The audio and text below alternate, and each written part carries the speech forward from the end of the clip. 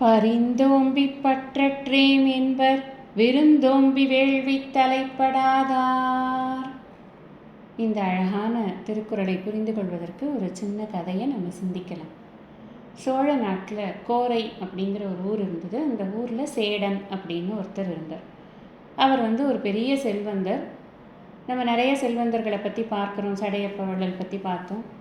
செல்வமே இல்லைனாலும் நல்ல குணங்கள் இருக்கக்கூடிய அசதி அப்படிங்கிறவரை பற்றி இது 2-3 குரட்பாக்களுக்கு முன்னாடி நம்ம சிந்தனை பண்ணினோம்.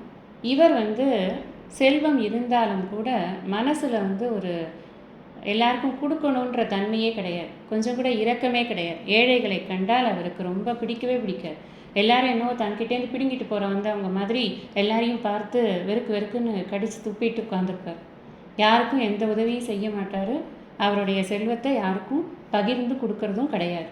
இது மாதிரி இருந்தார். அப்போ ஒரு சமயத்தில் அவ்வை பிராட்டி எப்பவும் போல் அவங்க ஊராக சென்று பாடல்களை எல்லாம் பாடிக்கொண்டு நல்ல விஷயங்களை எல்லாம் போதனை பண்ணி கொண்டு வருவது போல் இந்த சேடனுடைய வீட்டிற்கும் அவர்கள் வருகிறார்கள்.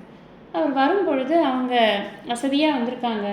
ஏதாவது ஒன்று கொடுக்கலாம், ஒரு கூழோ கஞ்சியோ கொடுத்தா அழகாக சாப்பிட்டுட்டு அவங்க பாட்டுக்கு போக போகிறாங்க. ஆனால் ஒன்றுமே கொடுக்கல. ஒரு வாய் தண்ணி கூட கொடுக்கல. அம்மா நீ வயசானவளாக வந்திருக்கே, உனக்கு ஏதாவது வேணுமான்னு கூட கேட்கல. அவன் பாட்டுக்கு அந்த பக்கம் திரும்பி உட்காந்துருக்கான். எதனா கொண்டு போயிட போகிறாளோ நம்மக்கிட்ட இருந்துன்னு. அவ்வைக்கு வந்ததே கோபம், பயங்கரமாக கோபம் வந்துடுது அவங்களுக்கு. பாடல் பெறானே பலர் மெச்ச வாழானே, நாடறிய நன்மணங்கள் நாடானே, சேடன் இவன் வாழும் வாழ்க்கை இருங்கடல் சூழ் பாரில் கவிழ்ந்தென் மலர்ந்தென்ன காண் அப்படின்னு ஒரு பாட்டு எழுதிட்டாங்க. அதாவது அறத்தையே பாடக்கூடிய புலவர்கள் அறம் பாடினார்கள் அப்படின்னு சொன்னால், இந்த மாதிரியான செயல்களை கண்டித்து அவர்கள் பாடினார்கள் அப்படின்னு சொன்னால் அதுவே அவர்கள் கொடுக்கக்கூடிய சாபமாக ஆயிடும். இவன் வாழ்ந்தா என்ன, இல்லாட்டா போனால் என்ன அப்படிங்கிற மாதிரி இந்த பாட்டு இருக்கு இல்லையா. நாளடைவில் இந்த சேடனுடைய செல்வம் அனைத்தும் அவன் இழந்தான். அப்புறம் அவனும் மிகுந்த ஏழ்மை நிலையை அடைந்தான் அப்படிங்கிறது அவனுடைய சரித்திரத்தில் இருக்குது.